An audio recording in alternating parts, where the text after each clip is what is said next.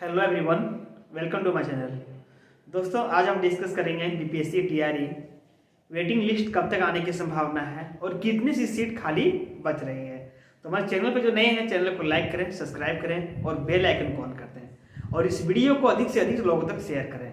हम डिस्कस कर रहे हैं कि बीपीएससी ने जो रिजल्ट जारी किया, जिसमें से बहुत सी सीट खाली रह गई है और सेकेंड लिस्ट जो है वेटिंग लिस्ट वह आने वाली है। आप अतुल प्रसाद का प्रेस कॉन्फ्रेंस सुने होंगे, तो उसने भी बताए हैं कि अगर जितने भी सीटें खाली रह जाएगी, मुझे एक नहीं, दो नहीं, तीन वेटिंग लिस्ट हम जारी करेंगे जब तक कि सारा सीट वो भर नहीं जाती है।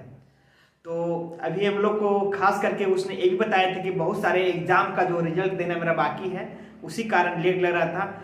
जैसे भी असिस्टेंट इंजीनियर का रिजल्ट दिया गया तो वो भी क्लियर हो चुका है, लेकिन अब जो है कि छात्रों की ज्वाइनिंग चल रही है और ज्वाइनिंग होने के उपरांत कितने सीट खाली बच रही है वो जिला वाइज पता चलते जा रहा है। इससे 17-18 जिला का डाटा आ चुका है कि कितने सीट खाली हो चुकी है।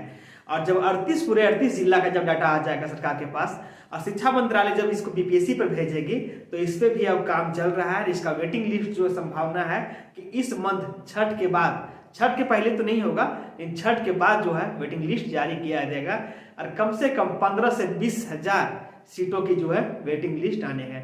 हम लोग जान रहे हैं कि 10,000 सीट जो है वो डीवी में शामिल नहीं हुए। जितना रिजल्ट जारी किया गया उसमें से जो है 10,000 से जो स्टूडेंट है वो डीवी में पार्टिसिपेट ही नहीं किए, वो शामिल नहीं किए। अब तो उसके पास फर्जी डॉक्यूमेंट होंगे। अब बहुत छात्र ऐसे थे जो सीटेट क्वालिफाई थे और बीपीएससी का एग्जाम क्वालिफाई हो चुके थे। तो इस कारण से बहुत लोग छात्र जो थे बीएड में रिजल्ट हो गया था, और लेकिन बीएड के छात्रों को रिजल्ट हो गया था और उसके पास डीएलएड की डिग्री नहीं थी, तो उनको भी छांटा गया है। बहुत सारे सर्टिफिकेट जो है वो फर्जी निकला था, किसी का जातीय आवासीय जो रेसिडेंस कास्ट वगैरह है वो फर्जी निकला था। तो उस प्रकार से काफी छात्रों को जो है छांटा गया और फिर वो सीट अभी खाली है। लेकिन प्रत्येक जिलों से जब तक पूरी तरह डाटा नहीं आ जाता कितनी सीटें खाली हो रही है। अभी सुनने में आ रहा है कि आज का पेपर में, अखबार में भी दिया था कि जो छात्र नियोजित शिक्षक हैं और वो बीपीएससी क्वालिफाई हो गए हैं, ठीक है ना, तो वो जो है अब वही अपने ही विद्यालय में रहेंगे, उस वैकेंसी पे ज्वाइन नहीं करेंगे। यानी जो भी उसको राजकर्मी का दर्जा मिलने वाला था, उसके लिए सरकार ने बोले थे कि मामूली सा एग्जाम लेंगे हम, अब उन लोगों को हम राजकर्मी का दर्जा देंगे। लेकिन अब राजकर्मी मामूली से एग्जाम होगा, लेकिन उन छात्रों को होगा जो बीपीएससी क्वालिफाई नहीं कर पाए हैं। लेकिन जो छात्र बीपीएससी क्वालिफाई हुए हैं, अब उसको जो है उसी विद्यालय में रहेंगे, अब उसको वहां पे राजकर्मी का दर्जा दिया जाएगा और उसे दूसरे जिला जाने की जरूरत नहीं पड़ेगी।